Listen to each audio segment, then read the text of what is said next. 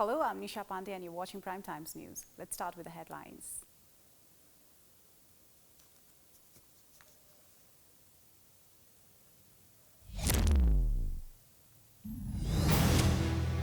Citizenship Amendment Bill reaches National Assembly. Most lawmakers dissatisfied. Home Minister trying to reassure the MPs.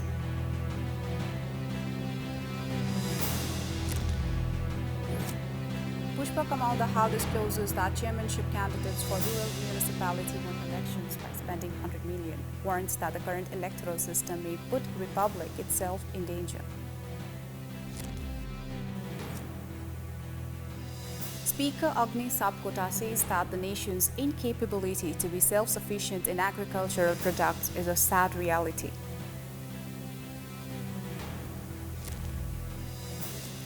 Number of people traveling abroad for foreign employment increases immediately after the decrease of COVID infections. The number of people to take work permit increases to 620,000 in the last fiscal year. And Russia denies of causing global food crisis, claims that the facts about the impact on food security are being fabricated.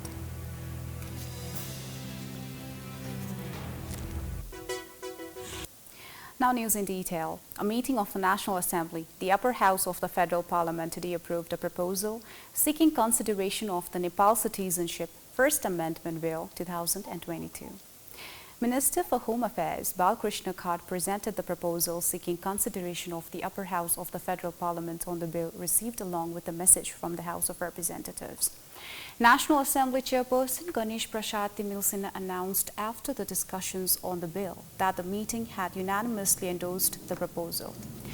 The National Assembly will next meet at 11 a.m. on 28th of July.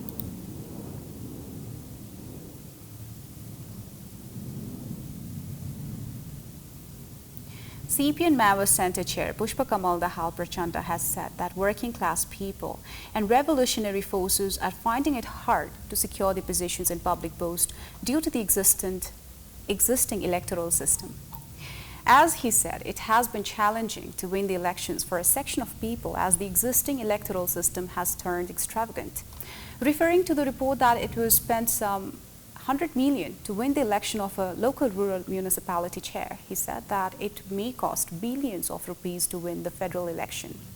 In his address to a program organized at the party central office today on the Memorial Day of the founding leader of the Communist Party of Nepal, Nara Bahadur Karmacharya, the former Prime Minister, said that the corruption is being institutionalized because of the existing electoral system and the form of the governance.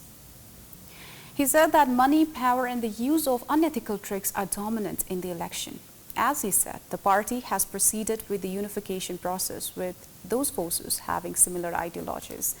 The Maoist Center Chair also urged party leaders and cadres to dedicate their time to inform people about pro-people activities undertaken by the incumbent government.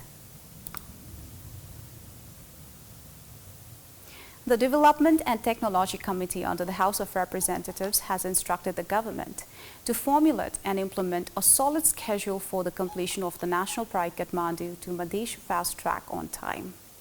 The committee meeting held at Singha Darbar today said that the committee is not confident that the project will be completed within the stipulated time in view of the current situation, and instructed the government to prepare a solid schedule with reliable basis and implement it without increasing the cost of the project.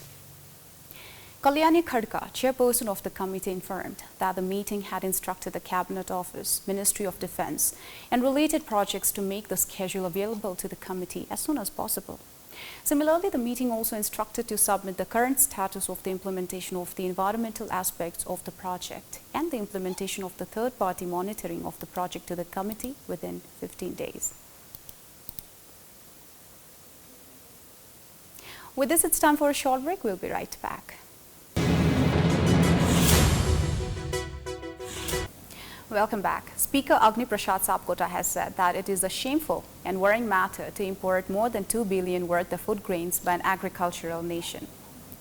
Inaugurating the One Home, One Member campaign organized by the Destination Family in Kathmandu today, Speaker Sapkota said that instead of promoting internal production, importing food worth 500 million in an agricultural country like Nepal was shameful and a worrying matter, and stated that youth should be mobilized in the nation itself to increase the agricultural production. He said that the youth of Nepal are in every agency abroad and government should concentrate on the economic development of the country by mobilizing them at home.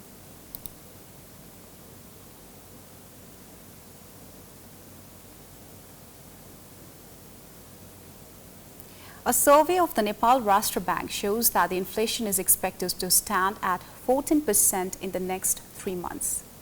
In the inflation expectation survey for the fourth quarter of fiscal year 2021-22, the central bank has found the median inflation expectation for 3 months and 1 year ahead stand at 14% and 13.5% respectively.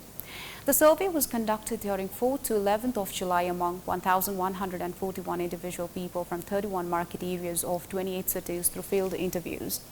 The report released by Nepal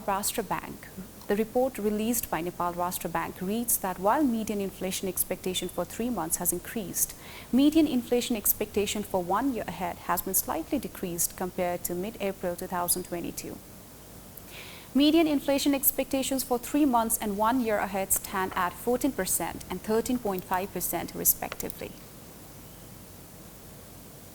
The number of people going abroad for foreign employment, which had decreased during the COVID pandemic, has now suddenly increased. In the year 2016, the number of people who took labor approval for foreign employment was 642,000. The number of people taking work permits and going abroad was gradually decreasing in the following years. Along with that, due to the COVID infection, there was a significant decrease in the number of people who took labor approval to go abroad. In the fiscal year 2020-21, the number of people who took work permits for foreign employment decreased to 166,000. But after the reduction of the COVID infection, the number of people taking work permits increased to 628,000 in the fiscal year 2021-22. Along with the increase in the number of people taking labor permits and going abroad, the number of complaints related to foreign employment has also started to increase. The Department of Foreign Employment has said that more complaints have been received about work and wages than last year. 568 more COVID cases has been confirmed in a single day in Nepal. Out of 3,084 PCR tests conducted throughout the nation, 453 people were tested positive, whereas 115 were tested positive in 1,716 antigen tests. Ministry of Health has reported that 1 more death has been registered due to COVID. With this, the death toll due to COVID has reached 11,957 in Nepal. Similarly, Ministry has reported that 95 more people have recovered from COVID, with which the total number of cured patients have reached 9,68,584. Currently, there are 3,534 active cases being isolated at different places throughout the nation as per the ministry. It's time for another short break. Please stay tuned for more news.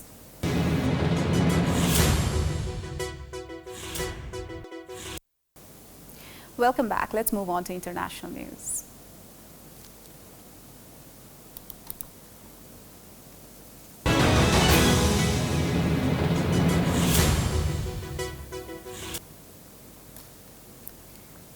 Russia's foreign minister on a diplomatic offensive in Egypt has dismissed claims that Moscow caused the global food crisis. In a speech to Arab League ambassadors, he said Western nations were distorting the truth about the impact of sanctions on global food security. He accused Western nations of trying to impose their dominance over others. Much of the Arab world and Africa is badly affected by grain shortages caused by Russia's war in Ukraine. A landmark deal signed on Friday to resume Ukraine's grain exports hangs in the balance after Russia attacked targets in the port of Odessa on Saturday. Russia's foreign minister will go on to visit 3 African nations to rally support amid anger over the war. He said that Western nations' aggressiveness in imposing sanctions on Russia indicated one simple conclusion, that it was not about Ukraine, it was about the future of the world order.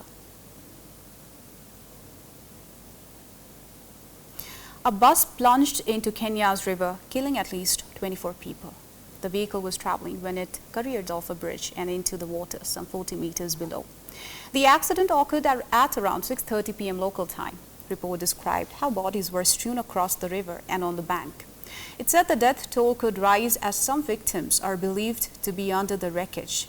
Red Cross officials said that the rescue operation was suspended after nightfall. The wounded were transferred to 2 local hospitals. The accident is the latest in a series of deadly crashes in Kenya and the wider East African region, where roads are often narrow, while police often cite speeding drivers for accidents. At least 20 passengers were killed on 8th of July in a crash along the highway. With this, we have come to the end of the news. Before wrapping up, here are the headlines once again. Citizenship Amendment Bill reaches National Assembly. Most lawmakers dissatisfied. Home Minister trying to reassure the MPs.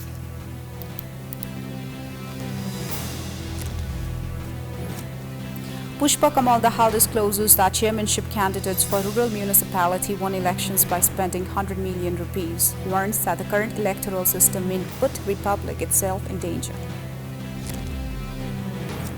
Speaker Agni Sapkota says that the nation's incapability to be self-sufficient in agricultural products is a sad reality.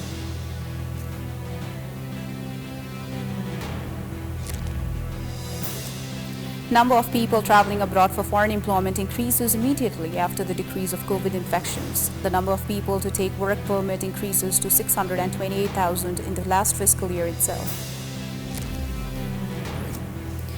And Russia denies of causing global food crisis, claims that the facts about the impact on food security are being fabricated.